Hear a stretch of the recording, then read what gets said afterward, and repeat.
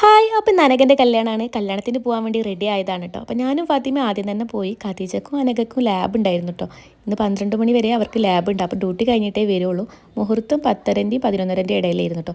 ഈ ഫാത്തിമനെ കാത്തിരുന്നതിൻ്റെ ടൈം മൊത്തം പോയി. 10 മണിക്ക് റെഡി ആയി നിന്നതാട്ടോ ഞാൻ.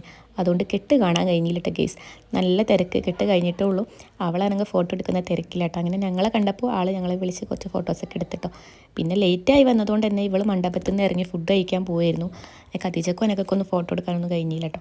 അങ്ങനെ അവളെ കൂടെ ഞങ്ങളും ഫുഡ് കഴിക്കാൻ പോയി. ഞങ്ങൾ ഫുഡ് കഴിക്കാൻ പോയെടുത്തുനിന്ന് ആ വിഷമം തീർക്കാൻ 2-3 സെൽഫിയൊക്കെ എടുത്തിട്ടോ.